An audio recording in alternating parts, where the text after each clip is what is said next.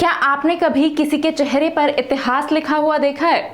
क्या भारत में ऐसे भी समुदाय हैं जिनके बीच टैटू सिर्फ स्टाइल नहीं बल्कि एक परंपरा है? क्या आप मान सकते हैं कि एक टैटू किसी आत्मा को उसके पूर्वजों तक पहुंचा सकता है? और क्या किसी के सर को काट कर लाना कोई परंपरा हो सकती है? नागालैंड की कोन्याक जनजाति में ये सब एक सच्चाई थी। जी हाँ, जब आप कोन्याक जनजाति के चेहरे पर गुदे टैटू की कहानी सुनेंगे तो आपको भी यकीन होगा कि इनके चेहरे पर वाकई इतिहास लिखा जाता था।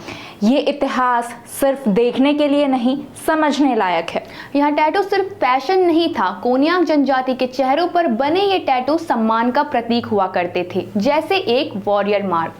कोन्याक योद्धा जब युद्ध में किसी दुश्मन का सिर कलम करके लाते थे, तब उन्हें अपने चेहरे पर टैटू बनवाने की इजाजत मिलती थी।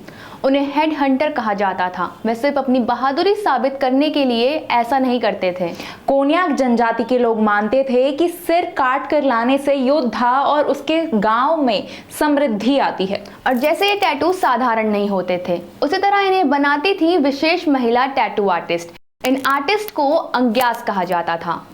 कभी कभी तो गांव की मुखिया की पत्नी ही ये जिम्मेदारी निभाती थी। टैटू बनाने का तरीका भी बेहद खास होता था। रतन की लकड़ी की नुकीली सुइयों का इस्तेमाल करके धीरे धीरे कोयले या देवदार के पाउडर का रंग भरा जाता था। इसे हैंड टैपिंग टेक्निक कहते थे। ये टैटू तो शरीर पर बनते थे, लेकिन इनका असर आत्मा तक माना जाता था।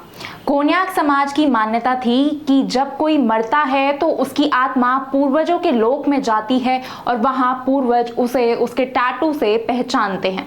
यानी टैटू सिर्फ जिंदगी की नहीं, मृत्यु के बाद की यात्रा का भी हिस्सा हुआ करते थे। लेकिन जैसे जैसे समय बदला, हेड हंटिंग पर 1960 में बैन लग गया और टैटू बनवाने की ये परंपरा भी धीरे धीरे लुप्त होने लगी।